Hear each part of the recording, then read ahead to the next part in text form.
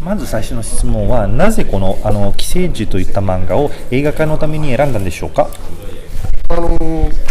やっぱり原作読んだ時に非常に好きだったというのが大きいですね。すごく画期的な漫画だったんです当時。まず日本の中で日本の日常が変容するというかクリーチャーに変わっていくというのがすごく新鮮でしたし、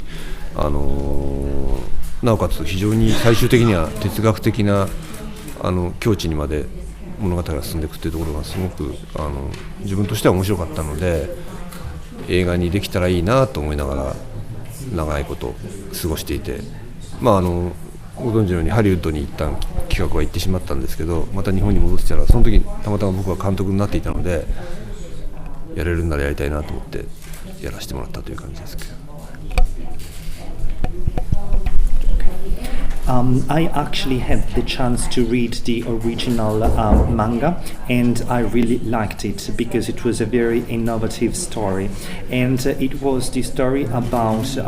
Japan at the times that would live, an everyday life, and then everything would come to a change because of this creature. And in the very end, you would also start of stepping into a very philosophical ground. So I thought that it was very, very interesting, and I thought from the beginning that it would have been great if that could be turned into a movie. But as you know, the rights had been borrowed for a very long time by Hollywood, and as soon as the rights got back to Japan, by that time I was already a movie director, so I had the chance to step up in order to take the gig. でやはり今回非常に多くの CG が導入されまして、やはりこんなにそのたくさんの、CG の、量はですね、使用量はやっぱり自分のその監督に何かの影響を与えたのでしょうか。でまたこれをですね、ポストプロダクションといった、段階ではですね、やっぱりどういうふうに管理なされたんでしょうか。主要なキャラクターが CG だっていうことは僕らにとっても初めての挑戦だったので、ミギというキャラクターが本当に長いことフィルム上に現れるので、それはなかなか厄介ではありましたね。でいつもならばもう少し管理するというか、いろんな人たちが作ってくるものをチェックするっていう作業が多いんですけれど、今回あまりの人手の足りなさに自分もクリーチャーを随分たくさん作りました。クリーチャーの多分 70% ぐらい僕が作ってます。CGI の動かす前のモデリングに関しては 70% ぐらいのクリーチャーを作ってるんですけど、70% ぐらい、非常に監督の関わり方としては歪んだ関わり方だなと思ってますけれど、でも非常に昔からやりたかった仕事だったので楽しい時間ではありましたけれど、ちょっと普通の監督とは違うアプローチの仕方だと思いますね。In this case, it was the first time I would also have, let's say, a very strong say in terms of how to use the CG, because Migi, the character Migi, is often on screen, and of course it also created some sort of concerns. And in terms of how to manage the presence of Migi in the movie itself, usually what I do is just having some people who hand me the stuff and I just check it and say yes or no. But in this very case, also because of the number of people, and so on, I also decided to do 70% of, let's say, the modeling of what you see on screen. And I think that from the perspective of a pure director, this is quite a twisted way of doing direction. But at the same time, I can also say that it was very fun for me because this is something I wanted to get involved in for a very long time. So to me, it was a precious time. Right. この映画をやっぱりこのオーディネに間に合わせるために、ちょっと最後にラッシュというか最後にちょっとなんていうのかな、そのペースを、作りのペースを早めましたでしょうか。いや、ちょうど公開が今月、先月か4月の25日だったんで、その時はものすごい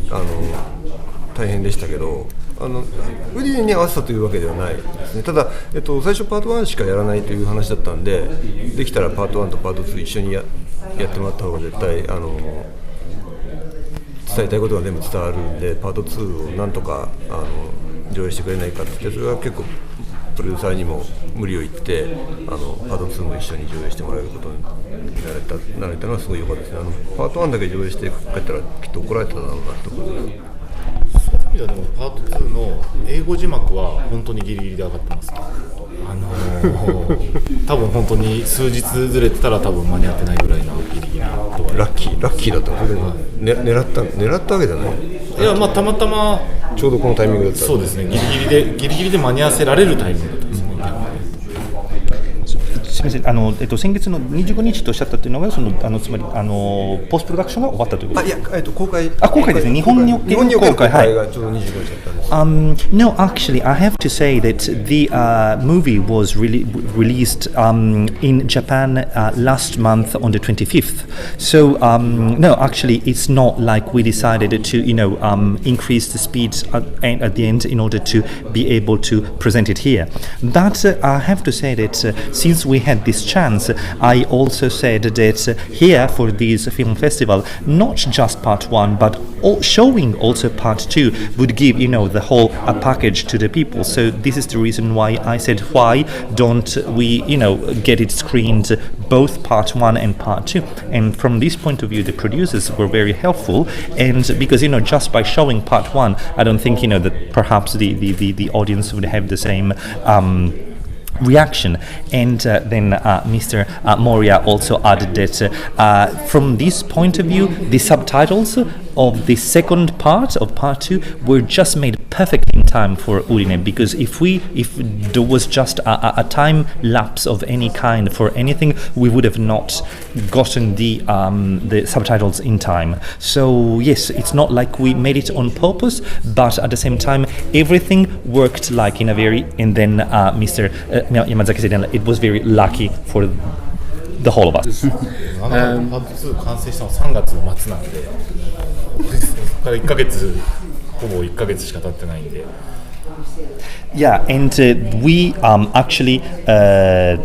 completed part 2 at the end of March. So it was really a very short time frame. The director? 今回はですね、同時にですね、その CG とその俳優が同じシーンに出てくるということですので、やっぱりこういったそのアクションを作ることはですね、難しかったでしょうか。もしくはやっぱり過去にはですね、このようなその経験を終わりで、またそういったその経験を生かして、これのシーンをお作りになったでしょうか。ちょっとその監督の観点とそのプロデューサーの観点からのそのコメントをいただきたいということです。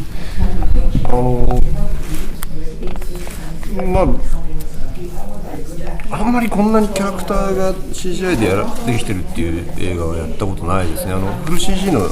映画をやったことあるんで、キャラクターが CG ってことは経験はあるんですけど、やっぱり同じ画面の中で実写の人間と CG のキャラクターが共存してるっていう世界っていうのはあんまりやったことがないので、随分始まる前にもいろんな実験をしましたし、やっぱりそこは非常に大きな、自分たちとしては大きなハードルを乗り越えられたなとは思ってますけれど、とにかく、アクションシーンが難しかったですね。やっぱ離れたところにいる2人のアクターが戦ってる風なリアクションをするだけっていう状態なので、本当に現場的にはもう本当に何を撮ってるか分かんないような面白い絵になってしまっていて、離れたところでアクターが本当揺れてるだけっていう絵になってしまったんで、それは本当 CG が入るまでは非常にプロ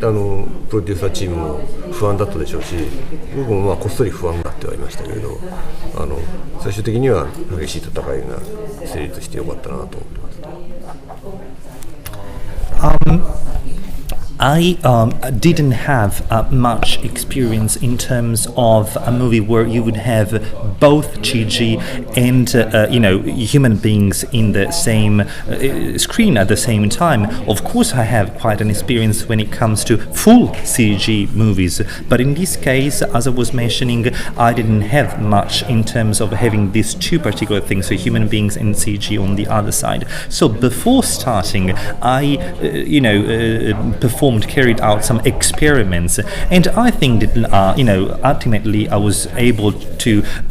overcome these hurdles. And as for the action scenes, those were perhaps the most difficult, because you would have two actors at a certain distance that had to pretend to fight just with their bodies, because they were just standing there, sort of having their bodies trembling, but there was nothing more, nothing less. And I had to say yes or no just on those very small and vague movements. So from the producer team was sort of concerned about what could be the final outcome, and I myself was a little anxious, but I would say that in the end we were able to create very strong and fierceful fights. まあ本当正直経験的にその 3DCG のキャラクターと生身の人間が一緒に一つの画面の中に出てくるっていうのは本当経験上初めてだったんで、正直ちょっと本当に監督が言うように上がりがどうなっちゃうんだろうっていう不安はずっとあったのと、やっぱり現場見ててこう苦戦してるなと思ったのは、やっぱりその顔が割れる実写の部分とその CG の部分を本当にこう違和感なくこう合成しなきゃいけないところっていうのはやっぱりすごくなんか現場もかなり前半は混乱してましたし、やっぱりそこはなかなか大変なんだなと思いました。で、そのプロデューサー的にということでいうと、本当は正直現場はパート1もパート2も一緒に撮ってたんで、ポストプロダクションも一緒にやれたら予算的にはすごく良かったんですけど、やはりやっぱ CG の方がそんなに甘くはなくて、パート1の公開までにパート1を間に合わせるのだけでもう精一杯だったんでポストプロダクションに関しては完全に2本の映画を別々に作ったのと同じ状態になっちゃってます。Yes,